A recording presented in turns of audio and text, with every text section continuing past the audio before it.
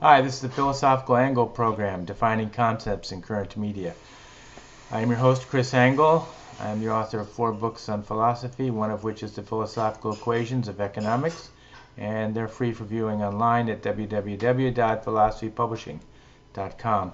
Also with me is my co-host and colleague, Rick Samuelson. Rick is a venture capitalist out in the West Coast. How you doing, Rick? Very well, sir. Thank you. The purpose of the philosophical angle is to examine the nature and concepts being used in current media. And this week we're going to talk about North Korea. The concept is going to be the origin and nature of war, and the application in North Korea. So let's start. The concept of the origin of war, boy. Holy academes. This is a problem that's been studied by philosophers and psychiatrists and psychologists and historians and so many others. My gosh, where do we start? Well, you out there, luckily, you're joined in here to the Philosophical Angle program. So let's start. First, I don't think there's a problem understanding the definition of war. Any dictionary will let us know. We can open up Webster's, and actually Webster says the following: a state of hostility, conflict, or antagonism. And it also has a definition B: a struggle or competition between opposing forces or for a particular end, a class war, a war against disease. Well, that's clear enough. So now to the origin of war. The origin of war is the absence of competition. And I know everybody's kind of going, what? I bet that's a little bit surprising. And I can see how anybody would say, boy, I can't wait to hear this. Okay, so let's start. First, we're going to define competition completely as competition is the convergence and divergence of entities with the same priority. And the absences of this is the cause of war. Now I'm going to to explain when entities have a priority, such as wanting to buy a car, they go down to the car dealership if they want that car to be new, and let's say they both go to the same car dealership because there's only one car dealership in town and 2 buyers arrive, and this could be converging priorities because 2 or more entities are seeking the same thing. So when you have a marketplace when there are when 2 or more entities are setting up their sights on the same product, you have the beginnings of competition. It's competition because the same entities are looking at the same problem of producing or buying the same product. And that's pretty clear. That's the first half of competition. The second half of competition is the divergence of these priorities.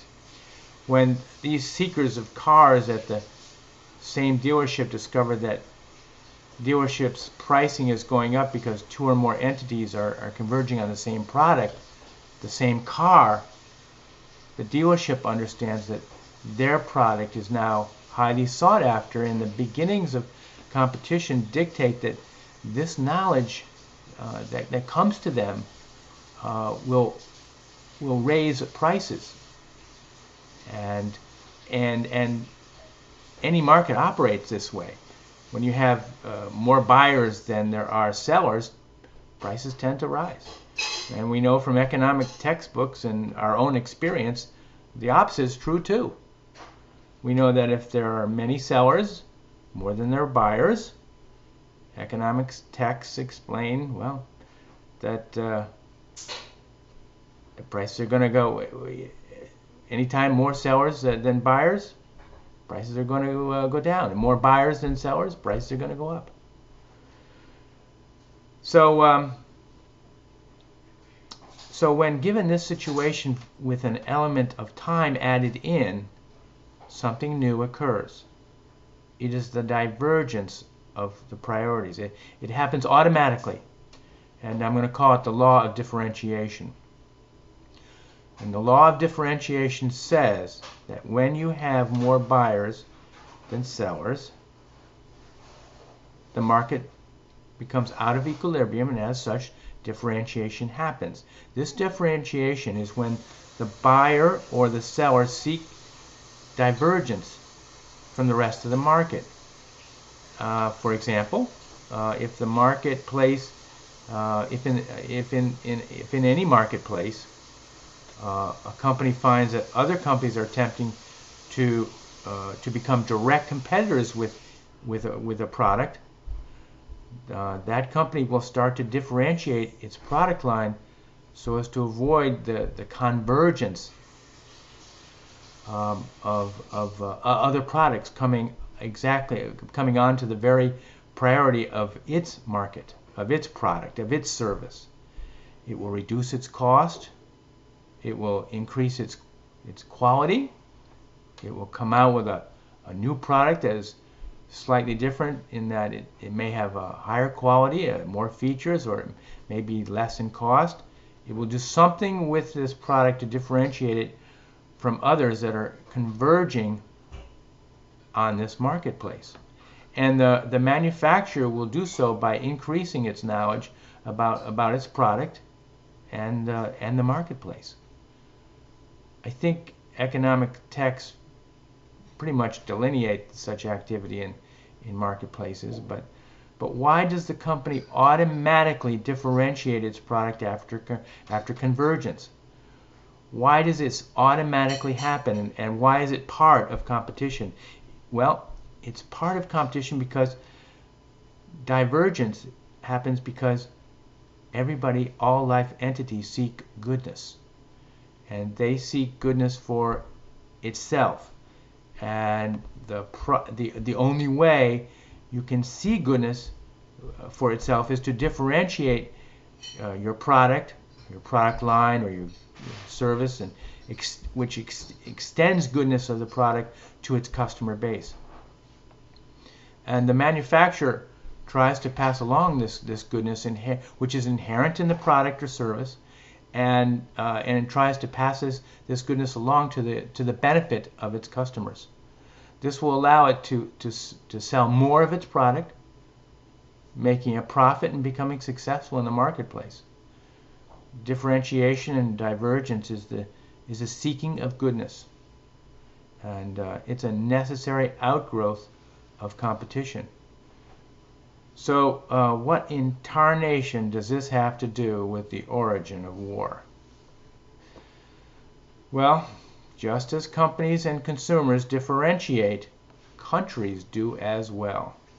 However, for countries, there's an absence of the ability to differentiate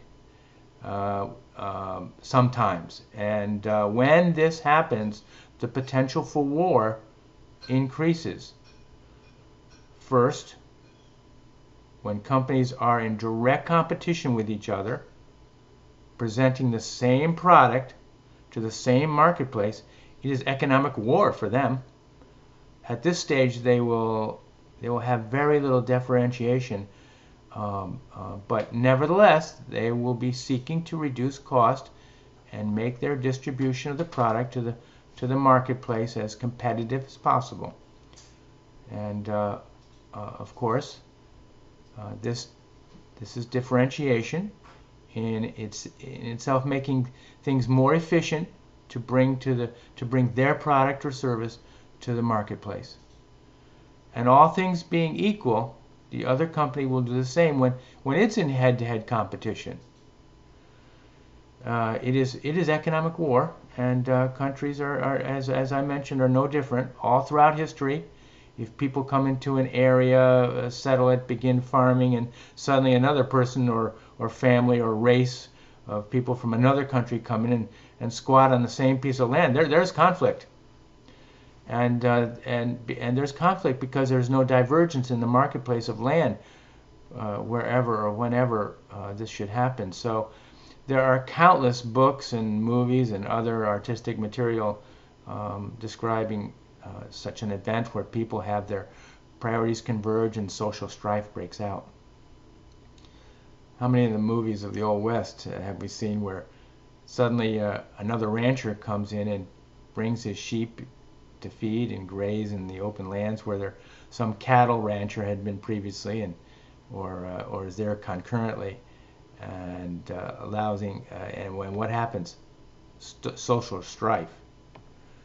And so when an economic situation, when two or more entities converge on the same economic resource, conflict necessarily arises, especially if there's no way to avoid the situation, such as moving to another piece of land or out of the area. Conflict arises. And in the Old West, it sometimes led to violence. But these days, in an economic situation, it just means economic conflict as competition is, as companies know, is inimical to one's best interest. However, companies and people employ differentiation of their circumstances to avoid competition. They seek differentiation to add or enhance the goodness that is coming into their lives. And as such, this differentiation necessarily happens because of the potential to increase goodness in the lives of the entities involved. Countries are no different. When the leaders of a country perceive that there is a convergence onto the same priority by the same or other countries, the potential for war begins unless there is a possibility for differentiation, which would allow the country to diverge from the same priority that they have with another country. And I'm going to give you some examples. In World War I, now I know this is World War I there was a whole string of possible consequences that developed the potential for World War I. But I'm just going to take one aspect of it because this concept of convergence, divergence applies to all of them. And so I'll just take one instance of World War I where the British instigated a naval blockade of Germany, not allowing food to enter Germany. And Germany wanted to freely trade for the necessary foodstuffs so its people could eat. Now, perfectly natural. However, the British blockade edited this economic free trade, causing great hardship and misery to the German people. And this is, of course, after the invasion of Belgium. But nevertheless, we're going to take this situation, but the priority of feeding the people of the nation of Germany was obviously is a high priority, and the British and German priorities converged onto food for the German people, and as such, the British limited the resources to be able to eat for the German people, and thus divergence from this priority was seemingly impossible due to the naval blockade by the British. Thus, the incentive and motivation to go to war increased because convergence onto the same priority and then the impossibility of divergence increased and really became non-existent. And if we remember our definition of competition, which is the convergence and divergence of priorities, then we can see that the second half of the definition was not fulfilled, and therefore the potential for war increases because the lack of the potential for competition, convergence, divergence, was to occur for the German people. The potential increased for war because of the lack of competition. And as we all know, war did break out, and Germany crossed its borders and went into other countries besides Belgium. This reminds me of the old adage by Frederick Bastiat: when goods do not cross borders, armies will. And this adage confirms the theory that we propose here today, that war is the absence of competition in the marketplace. So let's give another example. Let's look at the origin of war with Japan in World War II.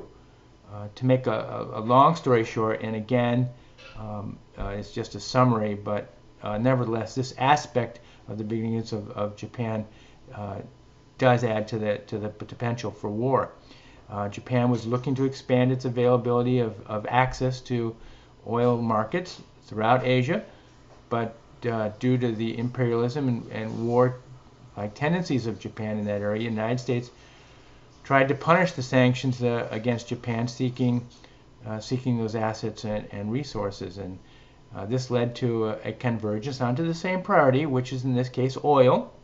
And due to the actions of the United States and others, this prevented Japan from differentiating away from the problem of convergence onto the same priority, in this case oil, and thus the potential and motivation for war increased because the divergence was inhibited by the actions of those who disagreed with Japan's actions.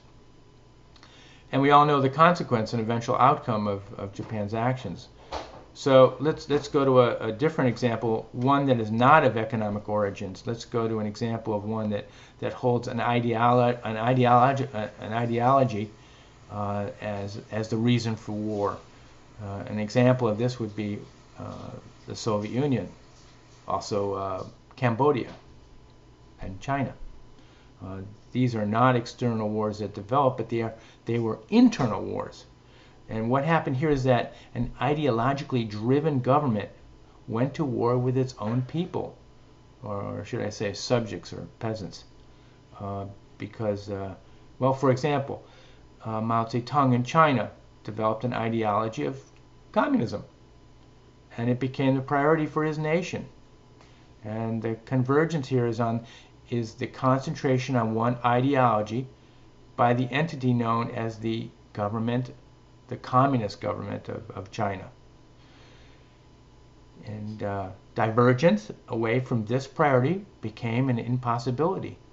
And repression and oppression to eliminate divergence away from this ideology became prevalent in China to the extent that Mao instituted mass murder of his people.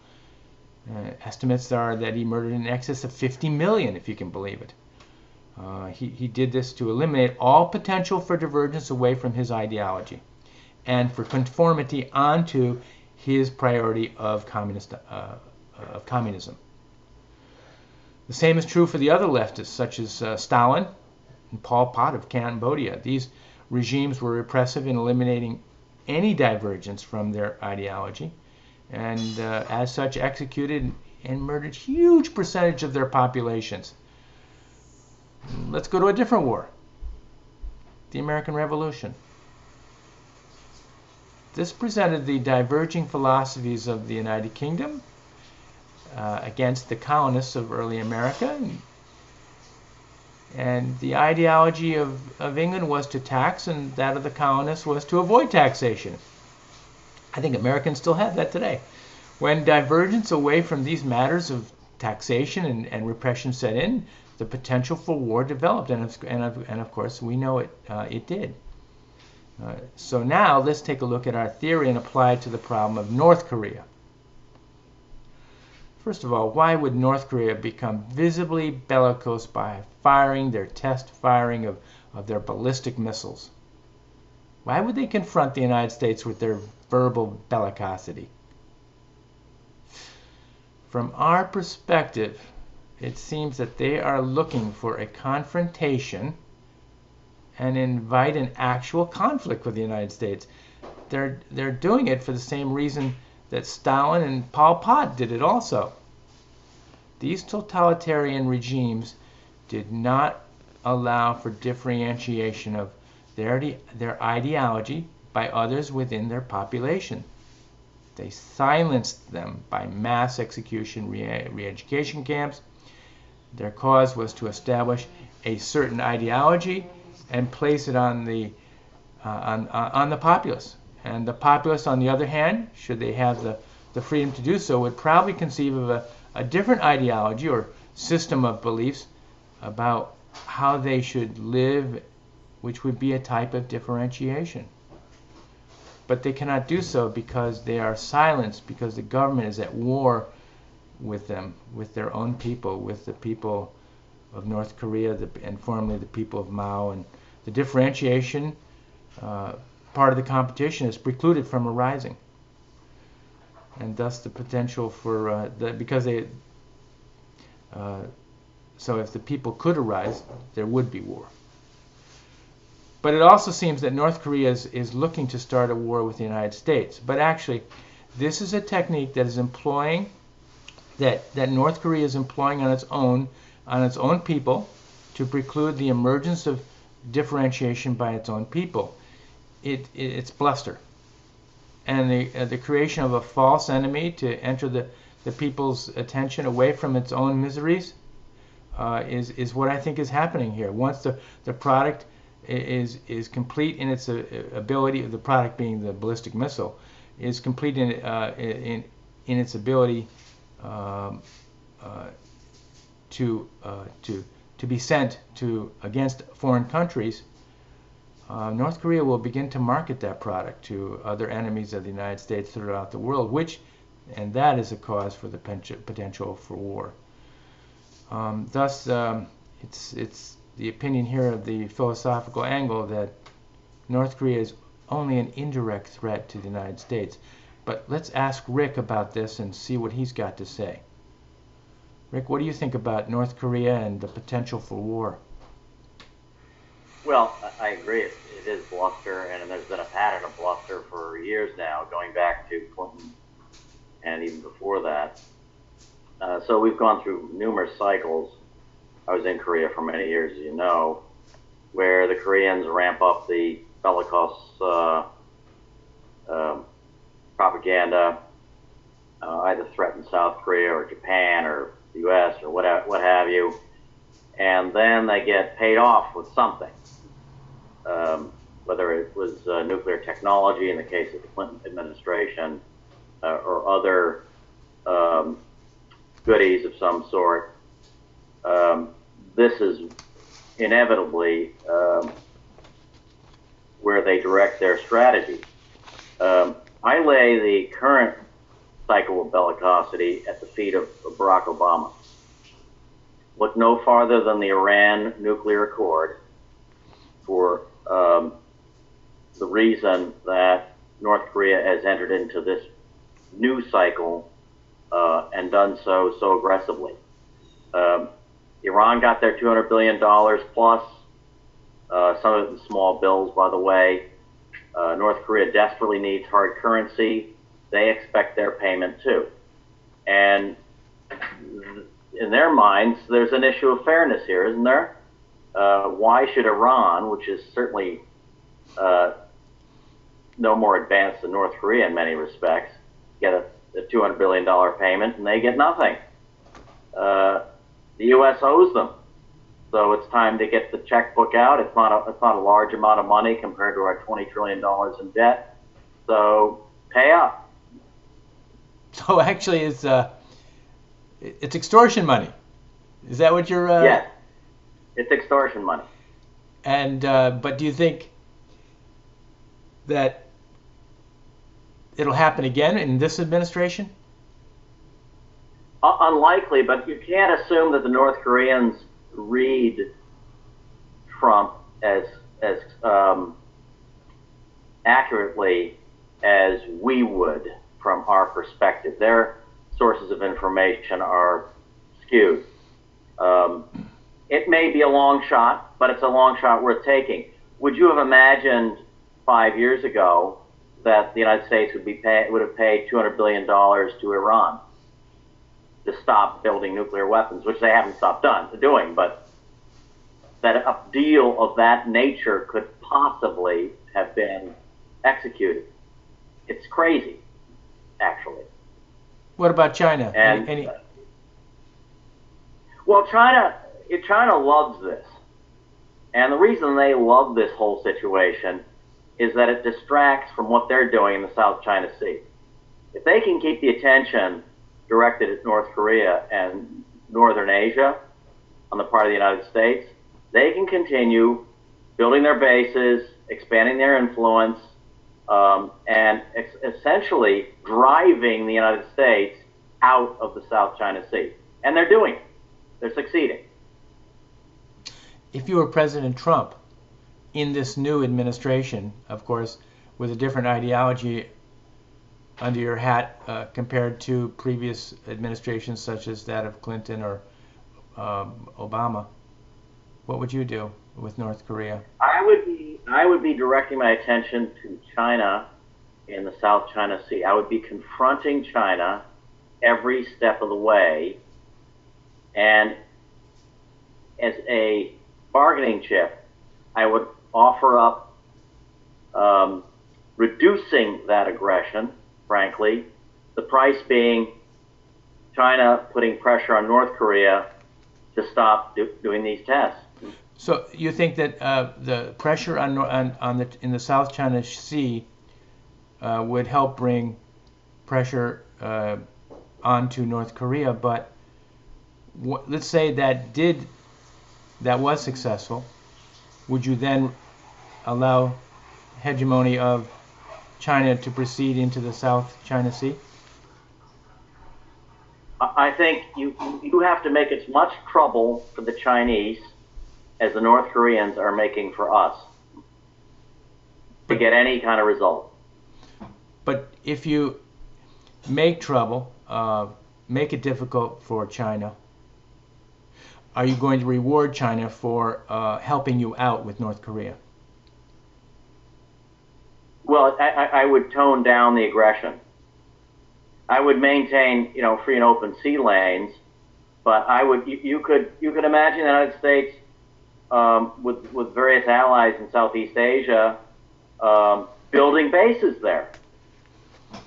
What if the United States were to fund the building of bases on the Spratly Islands? Okay. Tit for tat. Okay, that's an How do you interesting. think China would respond to that? Right. Okay, There are lots of these islands. You could build up lots of these islands. Right. And that's all within the 200-mile borders of the Philippines, Malaysia, Vietnam, etc. Last question. And that's what it's going to take. You're going to have to take that kind of aggressive action to get China's attention. I think so. Last question. Would you ever consider a direct assault on the facilities of North Korea's nuclear plants and I capacity? think that option always has to be left open. Mm-hmm. And I think that our missile technology is eventually going to get to the point where we can shoot any missile they send out of the sky, and we can surgically remove their nuclear capability and probably the president as well. Okay. So time is on our side in that respect. Okay, so really any action really has to wait for an assurance from the military that we can shoot down anything that comes out of there. Yeah, because Okay. there can't be any mistakes, right? There can be no mistakes, exactly. Okay. Rick, thanks for joining us, and we'll see you next week on The Philosophical Angle. Okay, thank you. I've got another call, so I'm going to run.